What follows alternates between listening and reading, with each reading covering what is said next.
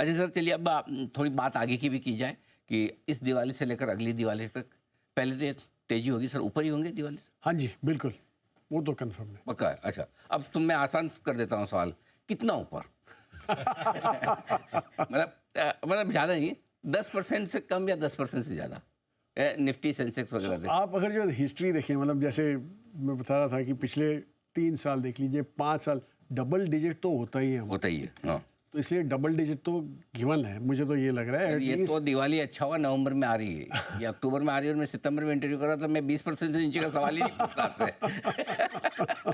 कि 20% से। आपने सवाल इजी कर दिया, हमारे सवाल आसान कर दिया, बेस भी लोअर कर दिया, बेस भी लोअर। तो क्या डबल डिजिट रिटर्न तो बन जाएंगे? हाँ जी, 10 से ऊपर तो लग ही रहा है ऐसा, पर बोल नहीं सकते, मार्केट में काफी इफ्स एंड बट्स होते हैं। जैसे कोई चाइना को कुछ प्रॉब्लम हो गया ताइवान के साथ, तो ऑब्वियसली वो अननोन चीजें तो कुछ भी आ सकती है, कहीं भी आ सकती है, बट इन जनरल ऐसे लग रहा है, जिस हिसाब से जैसे आपने वो रिजल्ट्स का भी सवाल पूछा था, हमें लग रहा है कि दिसंबर आपका एक एसिड टेस्ट जैसा होगा, कि वहां पे, क्योंकि लास्ट दिसंबर का जो बेस था वो ऑलरेडी लो हो गया था। ओके, सितंबर तक बेस जो है हमारा YOY के हिसाब से वो हाई है, तो दिसंबर में जाके आपको थोड़ा ऐसे लगेगा कि हाँ रिजल्ट अभी ठीक लगने लगे हैं YOY के हिसाब से। ये मैं सुनना चाहता था। हाँ जी, तो बस वही, और शायद जो इस वाले रिजल्ट में थोड़ा बहुत इलेक्शन का भी इफेक्ट होगा, या थोड़ा आपका फेस्टिव सीजन भी आगे सरका है तो उसका इफेक्ट, उसका भी थोड़ा वो आ जाता है। दिसंबर में यहाँ जो नेगेटिव शॉक आए, दिसंबर में थोड़े पॉजिटिव सरप्राइज आ सकते हैं। वो हो सकता है, वो हो सकता है। करेक्ट, ये इंटरेस्टिंग चीज़ है।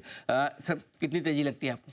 देखिए, मैं तो वैल्यूएशंस देखता हूँ। हमने देखा है कि जो लार्ज कैप के जो ग्रोथ एक्सपेक्टेड है वो करीबन 10 से 12% की ग्रोथ, अर्निंग्स ग्रोथ की एक्सपेक्टेशन है नेक्स्ट 2 साल के लिए।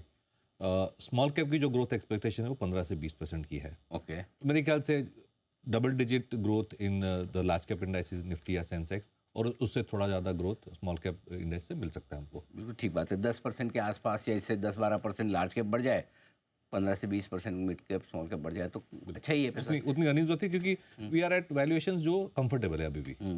वैल्यूएशंस अगर बहुत ज़्यादा स्ट्रेच होती तो हम शायद ग्रोथ एक्सपेक्टेशन कम करते थे, लेकिन वैल्यूएशंस भी अभी रीजनेबल है। ठीक बात है। आशीष सर?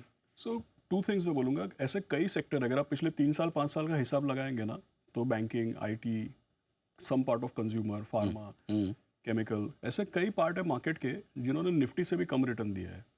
और मार्केट के ऐसे कई पार्ट है जैसे डिफेंस, PSU बैंक वगैरह, जिसने निफ्टी से ज़्यादा नहीं बल्कि 2x 3x 4x रिटर्न दिया है। सो डबल डिजिट रिटर्न मैं सहमत हूँ, लेकिन मेरा निवेशकों को मेरा कहना केवल इतना ही है, जैसा मैंने पहले भी बताया, आपको मार्केट के उन हिस्सों में रहना है जो अब तक अंडर परफॉर्म किए या जो अब तक चले नहीं है। ओके, इसीलिए मैंने वो बताया था कि 3 साल का विनर और 3 महीने का विनर काफ़ी पूरा रोटेट ही हो गया है, तो उस पर लोगों को ध्यान देना चाहिए, तब डबल डिजिट रिटर्न उनका बन सकता है। तो वो कहाँ सर, कौन से अंडर परफॉर्मर है, कहाँ ध्यान देना है? जैसे आप देखिए, पूरा प्राइवेट सेक्टर बैंक्स में वैल्यूएशन कंफर्ट है ठीक है। सबको।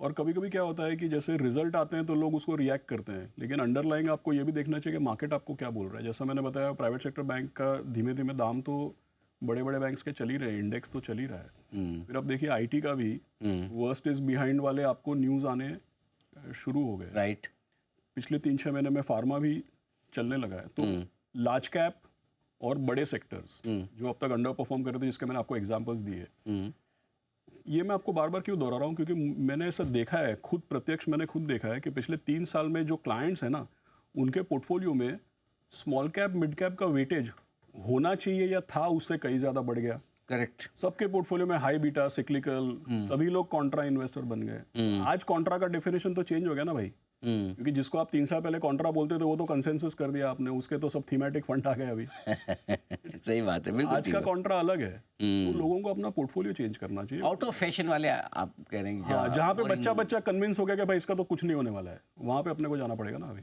ठीक बात है।